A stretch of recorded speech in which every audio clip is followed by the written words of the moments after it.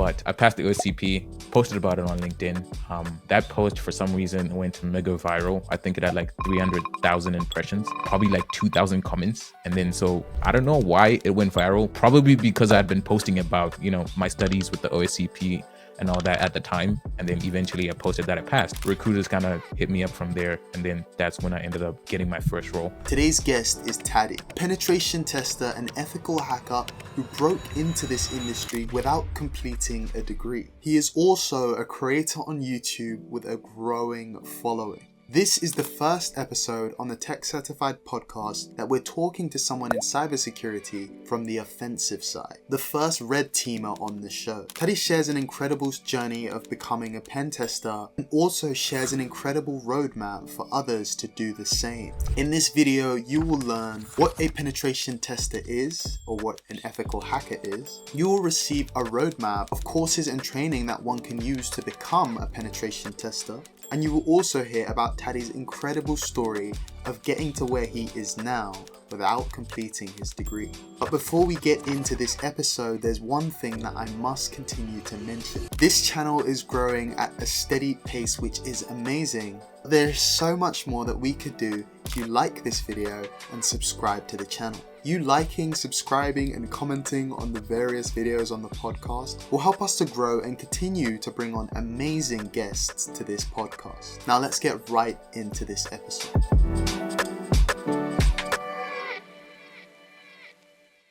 Honestly, this is the first conversation that we've had on the channel that is from the offensive side. We've interviewed loads of people, talking about the defensive side of cybersecurity, the blue teamers, and this is the first conversation that we're going to be having, speaking a little bit more about the red team side of cybersecurity. Yeah. Of course. So to start off, let's just get an introduction to you, man. Tell us a little bit about yourself. Well, thanks again for having me. My name is Tadi, T-A-D-I, short for Tadi Wanashe. I'm originally from Zimbabwe, a small country in Southern Africa. Born and raised, I moved to the U.S. when I was 20. Been in Texas for about 3 years now. That's kind of my story, kind of the background. We can get a bit more into the weeds if you want me to. Yeah. Don't worry about it, because we're gonna dive in later in this episode. So to start off, let's get a little bit more of an understanding of what a pen tester is, what a penetration tester is, and I guess what ethical hacking is. Because I feel like there are a lot of people who see cybersecurity as this one thing. As being a security engineer, a SOC analyst, detecting threats or whatever they've seen, especially for people who haven't gotten into the industry yet. So can you give a description of what a penetration tester is? So penetration tester, people use this term interchangeably with words like ethical hacker or red teamer or offensive engineer. People kind of just throw those words around, and usually they mean the same thing. What we do is hacking, generally, legally, before the bad guys do it. So we're conducting controlled assessments on either web applications, mobile applications, whatever you can call an application. Some people do physical pen tests, which is the hacking you see in the movies, where they're trying to dress up like someone from AT&T, break into a building, lockpick, clone badges. Some people do endpoint security, which is just messing with endpoints. There's a whole bunch of things when it comes to pen testing. So within that, you could choose whatever specialty you want to. I specialize in application security, so web, mobile, cloud stuff is what I do for the most part. But the company I work for right now kind of has everything to offer, so I'm kind of touching other areas as well, just to explore and see where my interests may lie, if they do lie there, and then eventually I will pick a path to specialize in. But for the most part, it is just hacking, trying to find vulnerabilities, reporting them before the bad guys do it. And that sounds super interesting. And I know there are a lot of people who are really interested in hacking, ethical hacking, of course. And I wanted to, understand a little bit more about why you chose this path, why you chose to go down the offensive route of cybersecurity, and why you chose to become a penetration tester. For me, for the longest time, I actually just realized this a few weeks ago. My father, he kind of lived vicariously through me and my siblings for a while. I always wanted to be an engineer when I was younger because he wanted to be an engineer, but he ended up going into accounting. So I realized at some point that that wasn't actually what I wanted, what's what he wanted and what he pushed on me. Even though I did like it, I kind of just grew out of it at some point, and then I wanted to do computer science. I used to see my younger brother code and like hack games and all that stuff. So I was like, oh, this is cool. And then I got into computer science. Went to college for a year in South Africa, the University of Cape Town. Shout out UCT. Um, did computer science, and then that's when I ended up moving to the US. But in between that, um, I had developed, I had volunteered to develop a mobile application for my school for hymns, right? We had hymn books in the chapel. They were getting worn out. So the music teacher was like, does anyone know how to write code? Can you write an app? And I was like, I think I can, but it turned out to be very insecure. I talked to my IT teacher and he's like, you kind of need to fix this. Otherwise, we'll get hacked. And so that's kind of how I ended up getting into security because I'm like, what do you mean we'll get hacked? Right. It was kind of interesting that, someone could actually break into the school's infrastructure because of me. Um, and so that's kind of how I fell into that as I was trying to secure that mobile application. Ended up bumping into the likes of, John Hammond, one of the more well known security guys, IPSec, etc. And I kind of just fell in love with the hacking side of things. I did try to look at the blue team side. People usually say it's easier to get a job. And obviously everyone wants to, find work. But I didn't find it as interesting as the hacking. Mm. Just the dopamine hit you get from popping a shell or finding a vulnerability. I think that's very interesting because a lot of work goes into that, and then you finally get rewarded when you find something. Super interesting, man. And one thing that I found interesting, and I've heard it from, different people before, Yeah, is like the path that your parents choose for you. I'm glad that you figured out your own path because, you said your father wanted you to go down the route of engineering. Like, is yeah. that like mechanical or like civil? It was mechanical. That's that type of, exactly. Yeah, So like, I'm glad you found your own path before going down the thing that maybe is not really, you wouldn't be as passionate about. yeah. It wasn't necessarily like he was trying to force me into it. It was just more like suggestions. Oh, you should do this. This would be interesting. This is more interesting. You Mm, probably make more doing this, etc. But it wasn't like he was like forcing me or he told me that he would, um, shun me if I didn't become an engineer. No, he of was like, course. suggestions. You can do whatever, and then eventually I found computer science and cybersecurity on my own. Of course, Yeah, of course. And when you spoke about the defensive and offensive side of cybersecurity, and you like finding the defensive boring and finding the offensive, getting that hit, getting that, oh, I just found something, I just got into somewhere, I just hacked something. yeah, And that is obviously to people on the outside, even people on defensive, like, this is super interesting.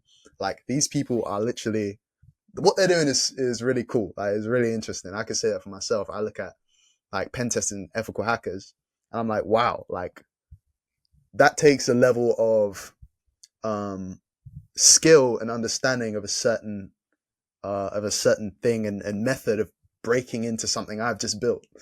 yeah, Like I could create some sort of solution or implement something on a project, and then after I've done something and set something up, we bring in a penetration tester to literally try and break down what I've just built, which is super cool. And I want to understand, what are the key skills required to become a pen tester? Like, what do you actually have to know and understand at the foundation to do what you do? like I said before, there's a lot of aspects or specializations within pen testing. So I think the first thing before you even think about which skills to learn is find out what aspects you may be interested in, whether it be application security, active directory, or enterprise security, physical pen testing, endpoint security, hardware security, whatever the case may be. Look through that, and then that'll kind of just determine the skills. But basically, curiosity is one thing I think you really need. You want to tinker, try new things, maybe some creativity. But in terms of what I do, which is application security, I would say you need to know how to read and write code for the most part. Maybe not too much of writing code in the beginning, but definitely reading and looking at code is essential.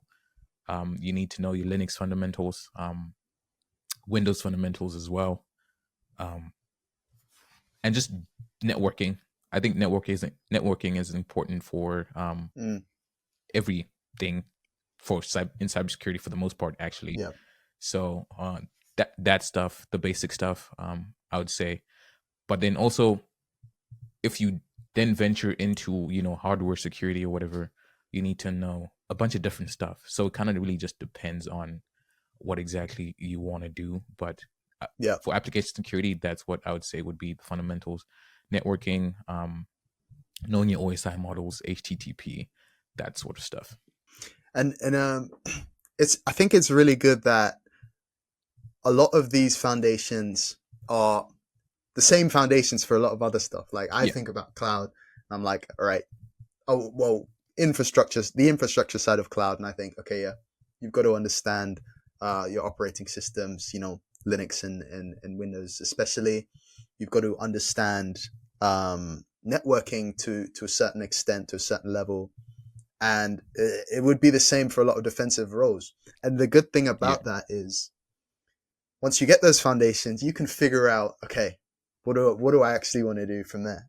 So regardless of what area you're trying to break into, there's a certain foundation that would be great for you. And it's not for everything, of yeah, course. yeah, Like obviously in cyber, there's loads of roles. Like you think about GRC roles, you think about like auditing yeah, that don't require much or any technical ability in terms of coding or configuration or understanding networking protocols and that sort of thing.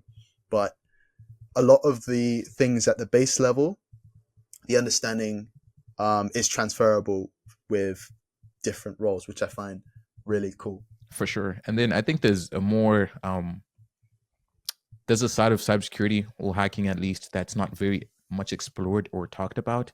That is usually more interesting to the extroverts rather, which Mm. is people that end up doing physical pen testing, social engineering, phishing campaigns, etc. That usually doesn't get talked about, but it is out there. So if you are like an Mm. extrovert and you like talking to people, you could venture into that, learn how to lockpick, learn how to social engineer. There's a very good book that came out a while ago for social engineering. I'm not sure what the name is anymore, but we could probably put it in the description. I'll send it to you. But for those type of people, you could explore that as well.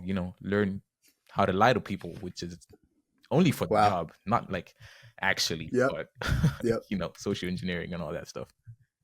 Amazing. And this is actually super interesting because I never considered like the phishing tests a part of offensive security, but now that you mention it, Yeah, it really is. It's trying to break in to the system yeah, through speaking to people, through social engineering, like you said. And I mean, I've been a part of phishing tests in different roles, and you know creating a something to sort of deceive my own employees into clicking a link or yeah, yeah, to putting in their password into something. yeah. But I never considered that offensive security. But now it's like, wow, okay, I have been on the offensive side Yeah, you probably a touched little on bit. it before, but yeah, there's some Yeah. red teams and some companies that specifically specialize in that sort of thing. So it's out there, yet to be explored, talked about. Because usually people, when they talk about ethical hacking or pen testing, they just talk about enterprise security, which is Active Directory, and bug Mm. bounty, which is mostly web hacking. And then they leave all these other things out that need people, that need exploring, that need talent. So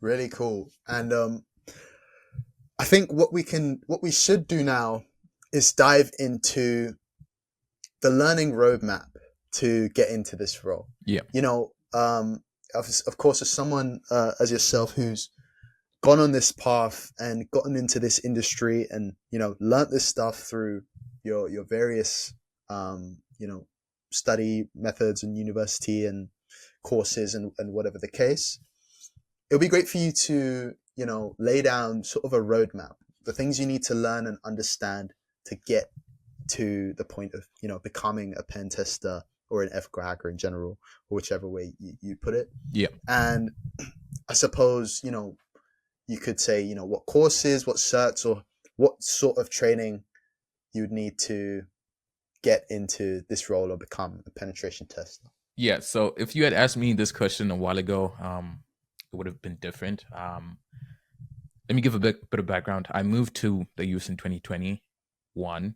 actually 2021. I'm getting confused. But I had only done a year of college in computer science at the University of Cape Town. School here in the US is expensive, so I didn't want to go back to school. So I gave myself a year just to try out different things, certifications, labs, build a home lab, do some CTFs, etc., and then try get a job by adding those things to my resume. I also started a YouTube channel at the time just so I could be seen more, posted on LinkedIn quite a bit. And then my year ended. The time was up. I needed to go back to school because I hadn't found a job. But as soon as I started my first semester here in the US to continue school, I ended up getting a job because I passed the OSCP, which was one of the certifications I took, which was great at the time. I don't know how it is doing now. There's a lot of controversy with like OSCP Plus, OffSec getting acquired, which, it's a whole different can of worms. But I passed the OSCP, posted about it on LinkedIn. That post, for some reason, went mega viral. I think it had like 300,000 impressions, probably like 2,000 comments. And then so I don't know why it went viral. Probably because I'd been posting about, my studies with the OSCP and all that at the time. And then eventually I posted that it passed. So recruiters kind of hit me up from there. And then that's when I ended up getting my first role. But now that I've been working for close to 3 years now, I would say things have changed and I have a different answer. But generally, if you ask me how someone would get into what I do specifically, I would say research, publish actionable research, contribute to open source tooling. There's a lot of companies that produce tools. You could contribute to those because they are open source. They are on GitHub. I know there's tools like Scout Suite by NCC Group. Project Discovery releases a bunch of stuff. You could push updates if you want to. So I would say do those things because they would get you noticed quickly. But if you're starting from zero and you don't even know how to code, if you don't even know what the terminal is in Linux, I would say start on TryHackMe. I think it's the best value for people. For anyone that's starting from zero, generally, TryHackMe would be the best value. People usually talk about Hack the Box and all that stuff, but I think Hack the Box would be jumping the gun a little bit. I think it's a bit more for people that know a bit more than the person starting out. So TryHackMe, do labs like Portswinger, absolutely amazing labs, absolutely amazing research, and it is free. Portswinger is free. TryHackMe is like $14 a month, I think. Could be a little less in pounds. And then, from there, you could do things like TCM Security. They have affordable courses. You could do the bug bounty course. You could do the practical web application penetration testing course. That also comes with a certification if you pass that. And then maybe at that point, a few things, actually how to, navigate your way through an application. You could then try get into bug bounty and follow creators that do bug bounty. Generally, even if you don't do bug bounty or you don't want to get into it, because usually some people, either love it or hate it. I don't think there's an in-between with bug bounty. Even if you don't like it, I would say follow bug bounty creators in the space. People that post about bug bounty, people that make money and do it full time. Those people are the best web application hackers, the best mobile application hackers on the planet. I had a few guys on my team at my previous role. I could look at an application and find one or two things, and they find 10 more things on top of that. So following them, learning from them, even if you don't necessarily do bug bounty, I think would be a good option. And at some point, you want to add code review to your skill set. Like I said, looking at code, writing code to potentially build your own tools eventually. But code review is important. If you get a white box test, which is where you get access to the application, you can look at the code, you get users, etc. You need to learn, or at least you need to know how to read the code. So that's usually the path I would take. This is more like a condensed version of it. But I do have a newsletter. It's called Navigating Security, navigatingsecurity.net. I have the whole roadmap lined out. I wrote it a few weeks ago. Goes into more depth, has links to everything that I mentioned and more. People could check it out if they want to, but that's how I would say get started now. But if you're not starting from zero, if you're pivoting from something else, I would say get into research. Post about stuff you're finding. There's a lot of research opportunities in security. So Mm. I know I usually have problems and I just write them down. And those are all the research opportunities. I think I could post it at some point, or I'll give it to you and you can show it on screen where I bump into a problem and I'm like, there's no research for this. And then I just note it down. Maybe at some point I can circle back and look into it, post about it, maybe give a talk if, I want to. Mm. Um, or yeah, contribute to open source. Like I said, if you're not coming from zero and you already know how to code, you already know what some of this stuff is. Maybe you're pivoting from cloud or an IT background. I think that's a decent pathway.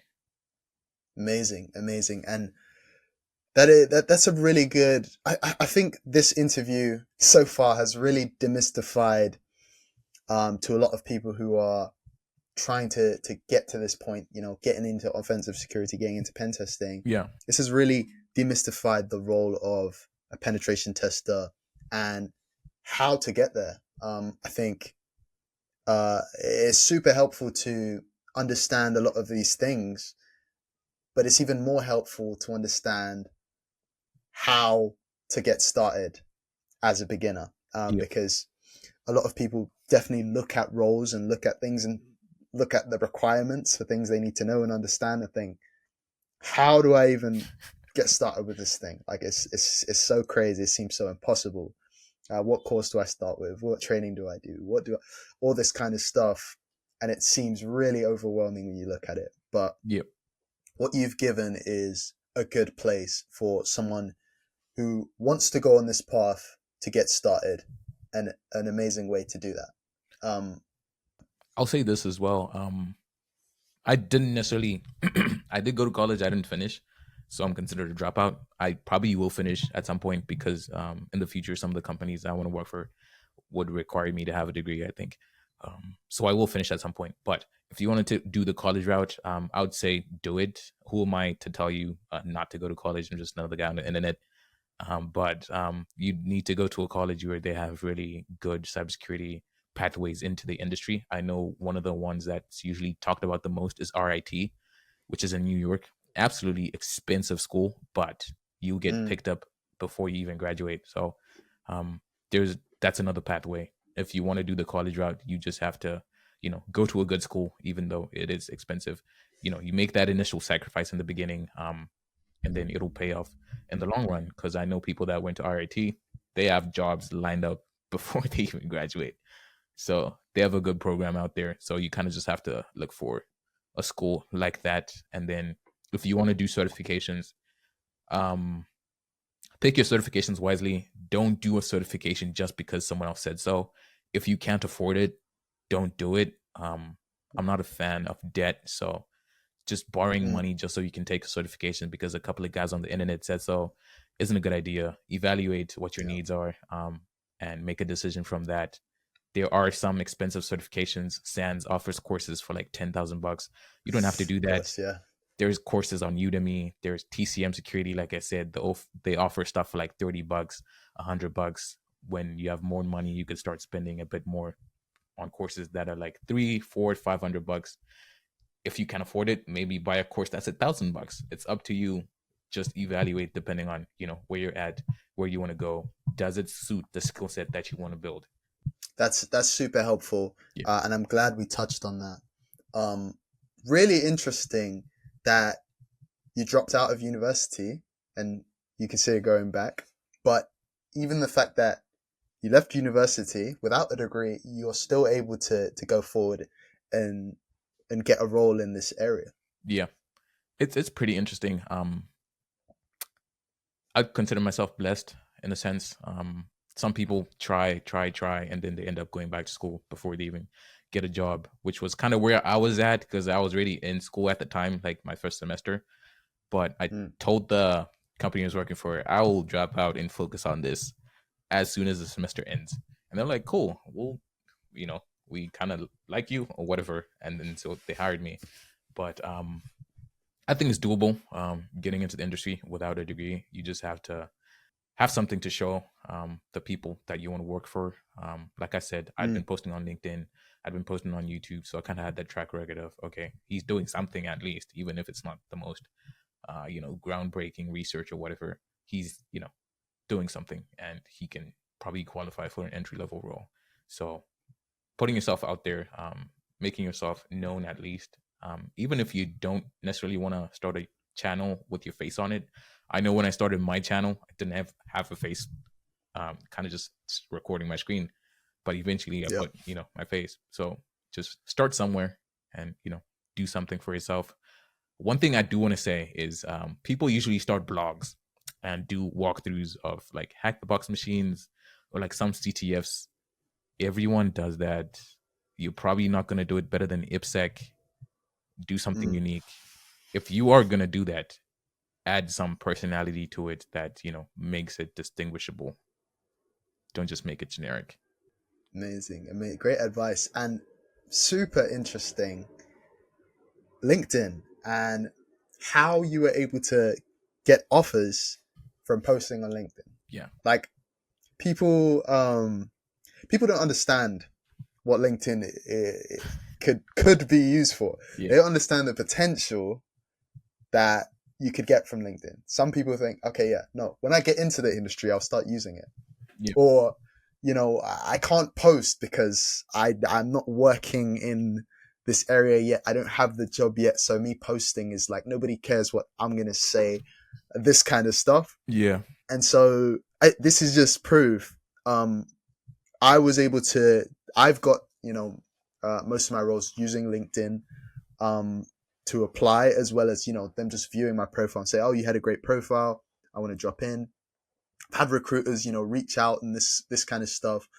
Um, but people don't always understand that. And it's really great to hear from someone who, got a job from posting, from putting his work and his knowledge out there and creating a personal brand for himself. Um, and the way you've done that with YouTube as well, super impressive. Yeah, it's pretty cool. And that's kind of how we met as well. You posting your videos for the podcast on LinkedIn, you get to build relationships, meet new people, even if they're not going to offer you a job. You're building those relationships, and eventually, you can make friends that's the lifetime, even if it's not for a job. So I think there's various uses to LinkedIn, but those are some of the uses and how it benefited me at least. So true, so true. And that's so cool. And even as I say, posting on LinkedIn is great, I really like stopped posting for like so long. Yeah. And then like after the podcast, I was like, man, I should like I posted about the podcast maybe like once or twice. I got like 3 people reach out to me like I want to be on. Like, and then I was like, oh wow. And these were like, other people who were creators as well. Yeah. And through that, I was thinking, wow, I need to post about this more. I was actually at a conference recently called the UK Black Business Week, and Yeah. I was listening to Stephen Bartlett, who is, the host of the Diary of a CEO. Super cool guy. So many people know him. He's interviewed all of the big names, and he has one of the fastest growing podcasts ever. Yeah. And I got to, sit and listen to him speak, and he said something about self promotion. People are scared to promote what they've done, to shout about the good work they've done.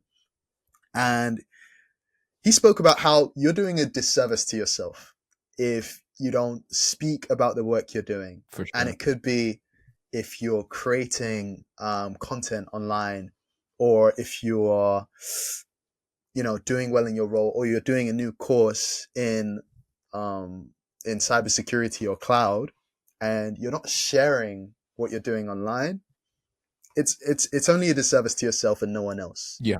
The more you shout about what you're doing, the more people that it can reach and the more people that can see it. And LinkedIn is just the perfect way to put that sort of stuff out there, because the people that are looking for it, that's where they're going to find it. They're going to find it on True. LinkedIn. Yeah. Yeah. Um, I think that's absolutely true. It's a disservice if you're actually, doing some actionable stuff, doing, upskilling, and then you don't tell anyone about it. How are they supposed to know? That type of thing. Literally. And one of my biggest contentions when I was starting to make content was the fact that I didn't want my family to know, and I didn't want my friends to know, because I was afraid. What would they say? Or oh, he's trying this, he's probably gonna fail. So I kind of just hid it from them. I didn't tell anyone I had a YouTube channel. I didn't tell anyone I was posting on LinkedIn. Even though some of my friends ended up finding my LinkedIn at some point, they're like, "You have a whole following and you don't talk about it." I'm like, "Yeah, it is what it is." So you don't necessarily have to make it your entire personality. For me, it's not. Only people that I end up meeting around and seeing that they are interested in security is when I tell them, oh, I make some content or whatever. But put yourself out there. If you don't want your friends to know, they don't have to. We are the security people that want to consume your content. We will consume it. We will become your biggest fan. I've met some of the coolest people on the internet just because they saw something I posted, which is absolutely crazy to me. Someone on the internet can become your biggest fan, even if they've never met you. So, put yourself out there, do yourself that service. So true, so true. I really appreciate that as well. I'm the same. Started YouTube. I told 3 people, had 3 subscribers when I posted the first video, Yeah, and only like my real close circle of like 3 or 4 friends that I told, and it was people who were actually interested in that thing that found that stuff. So people I didn't know, who weren't interested, who didn't care, who found that content, and it began to grow from there. Now everyone watching this podcast, you guys have know me for some reason. I'm just someone who works in cloud. Like there's nothing crazy special about me or Teddy. It's just, we shouted a little bit about what we did, and now for sure. you're watching us. You're watching us. Yeah, it's just, and not necessarily having to, start a YouTube channel or start a podcast, but putting it out there in whichever way is best for you. And I wanted to sort of move on to, we've just launched a free cloud engineer assessment to evaluate and assess your current skills on your path to becoming a cloud professional. Now, when you take this assessment, it provides some incredible recommendations for your path. And remember, this is completely free. It costs you nothing. It only helps you on your journey. So if this interests you and you're an aspiring cloud professional, definitely take this assessment. I'm gonna leave a link to it. Here's an example of me taking it myself and getting some pretty good recommendations from my own assessment. So guys, check this out, and I hope this is really helpful. Thank you guys for watching, and I'll see you guys later. The next question I had for you, and Yeah. I suppose this is a real broad question. And the question is just, what's your story? Where did you start this journey, and how did you reach where you are now? And it's obviously going to be a long story, and you've touched on different parts of it during this episode. But, tell us, what is your story of how you reached where you are, how you got here, and the main events that happened leading up to where you are? Okay. Well, I would say, like I said, I was born and raised in Zimbabwe, grew up there, lived in South Africa for a bit because my dad moved there for work. But I grew up active, playing sports, kind of just the usual thing. I played rugby, I swam, did some cricket for a little bit, tried some tennis, didn't really like it. But for the most part, I, played rugby, swam, absolutely loved it. Finished high school, COVID hit. I didn't really have anything to do. Around that time is just after I had finished developing that mobile app that I talked about. So I had already had my introduction to security. So 2020 was kind of just doing hack the box and try hack me stuff. I have no clue what I was doing at all. But it Mm. was fun to just stumble and watch videos and see other people do it. I know that's kind of around the time IPSec blew up, John Hammond, etc. Just watching those guys just hack away, even though I have no clue what they're doing. It was fun that year. Ended up going to college, did computer science.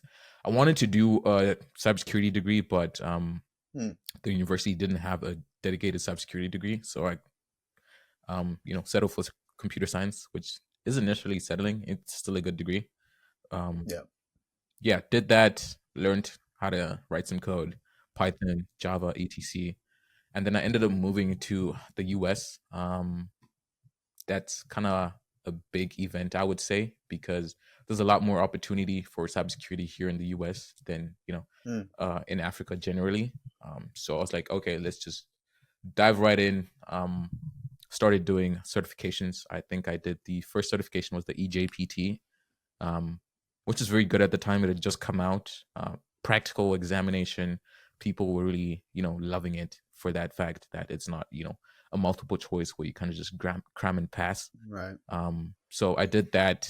I kind of posted about it. I thought it would give me a job, but nope, nah. No one really cared. Even though I was posting about it, I was like, okay, maybe what's next? And so what's next was either the OSCP, which was still very, you know, well talked about in the industry. Like I said, I'm not too sure how it's doing now, but at the time I took it, it was still up there. So it was either the OSCP or the PNPT that had just come out from TCM Security.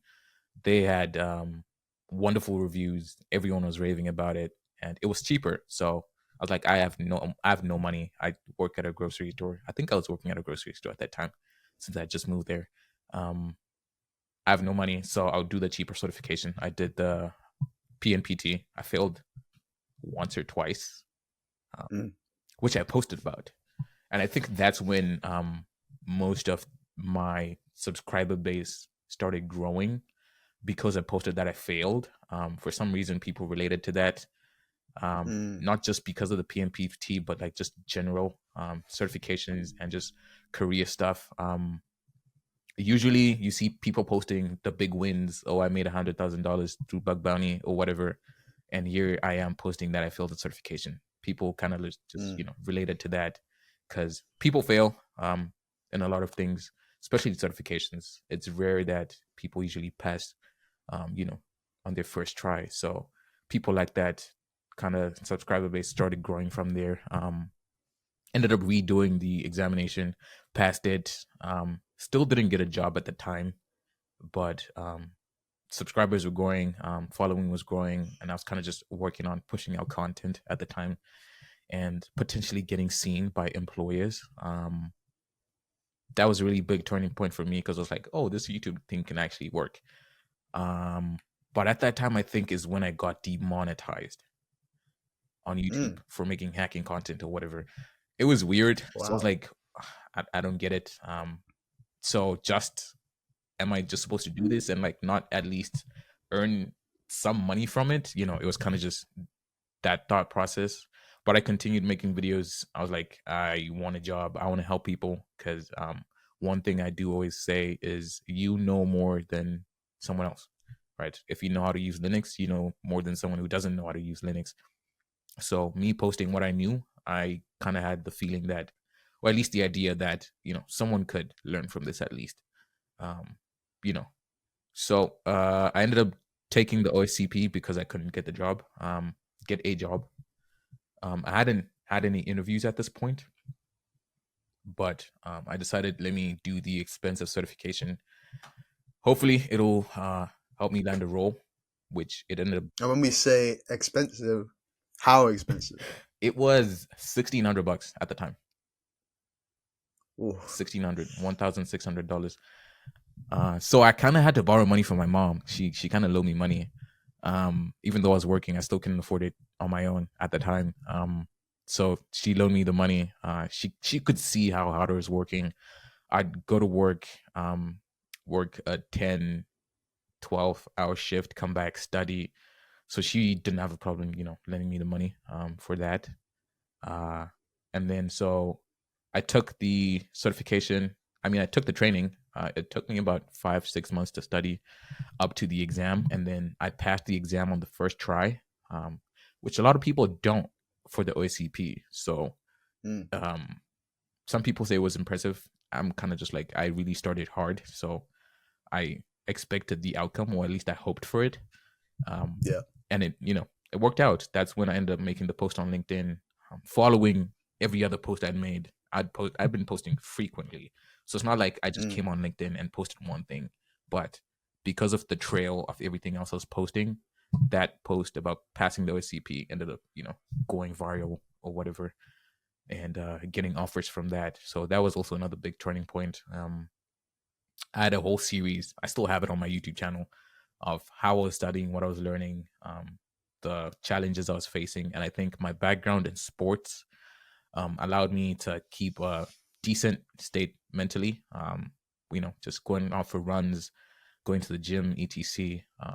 Mm. Yeah, so that was a big turning point. Ended up getting a career industry job or whatever, starting that as a security engineer at Certus CyberSecurity, small company, but they do very good work. Loved the team, absolutely loved my manager.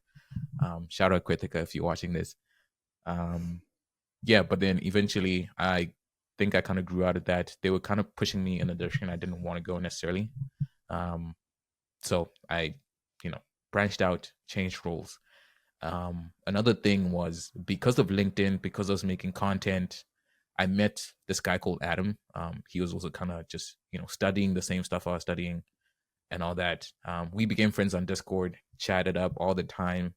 And eventually he's the one that referred me to the role I'm currently at now. So, Wow. even though we were just friends at the time and all that, making connections on LinkedIn, making connections on Discord, we met one time that he was here in Dallas. We went to a hockey game, and then eventually now we work together and we're still friends. So Wow. it's pretty cool, just putting yourself out there, like we already talked about. But that's kind of my story right now. Kind of just stumbling my way through this, curve of learning. I think I got to a point where I'm more mid level in my expertise and work, and now I'm just kind of expected to do everything by myself. So I'm kind of still trying to figure out how that usually works, Yep. which is also another big learning curve. But I'm up for the challenge. You know, I do a lot still outside of security. Like I said, it's not my entire personality. Um, my faith is a big part of my story and my life. Mm. So spend a lot of time fellowshipping at church, um, serving others, etc. Go to gym quite a bit. Tried jujitsu for a while, got injured, so kind of stopped. I've kind of stopped for now, but I miss it. It's really cool sport. Considering I came from a background of rugby where it's a lot of contact, I think I just prefer contact sports in general. So I'll probably be going back to jujitsu. And in the spirit of being a Texan, I live in Texas. I'm kind of getting into shooting as well. It's expensive, but it's fun. Um, yeah, pretty cool stuff, honestly. Sick, sick, sick. Amazing, man. I really appreciate the vulnerability of your journey. Sharing the L's and the wins. And it's something that like I've tried to do on this channel. Yeah, And for those who've been following long enough, they've seen the L's and the W's yeah. and everything. The struggles, the job I was fired from, I and think one of the most the viewed videos on your channel was an L, right? was it? I think Probably not. The one I was fired from was it's like 2000, 1000 something. I can't remember. It's a long time ago. Um, but okay, yeah, yeah, I see. yeah. But I try and like really share honestly about things going on, about how work is going, and not just sort of the influencer mindset of flashy, flashy, flashy. I make this amount, this that kind of thing, and there are creators out there who will glamorize their journey to get more followers or to get more of an audience. But I appreciate, you sharing the journey from the honest perspective of, the challenges and the journey that you're still on, still going, still learning how to do things, yeah, as you said, with being a mid-level and learning to do things more independently. And so yeah, it's really cool the way you're able to share your journey, and also I have a lot of respect for you really sharing about your faith as well. Yeah. I'm also, a believer and a man of faith, and when I've gone on to podcasts recently, and even on this podcast, I've shared that and been really open and direct about, okay, yeah, this is who Caleb is. And the same at work. I'm like, this is who Caleb is. I believe in God. I have a faith. Um, I'm a Christian, Yeah. and I'm not. I'm not going to pretend not to be, and really not being ashamed of, my faith wherever I am, and sharing, what I believe, which is I have a relationship with God, and I believe in God. Amen, brother. So I really appreciate that as well. Yeah. I think before, if we had this podcast session a few months ago, I probably wouldn't have said anything, but I've kind of met people that encouraged me to share it more, industry people, and I've seen other people do it as well. I used to think it would push people away, but in a sense, you actually build more relationships that are meaningful because of it. Like you said, I didn't know you were a man of faith, but now I do. So now we have something more to relate to, that sort of thing. So, yeah, it is a big part of my life. I don't want to shy away from it anymore. So, yeah. Thanks so much, man. I appreciate you sharing that. And let's dive into the next question. Yo. And this is, we're continuing with this on season 2. I'm not stopping now. Yeah. What's your most interesting career story? It could be interesting in a good way, could be interesting in a bad way. Maybe something amazing happened, you did something great, you were rewarded for it, or something like that. Or maybe you took a terrible L. Who knows? But what is your most interesting career story that you want to share with the audience today? I could share 2 things because they're really quick stories. Cool. My most interesting, well, at least one of them, was at my current role at Go Secure.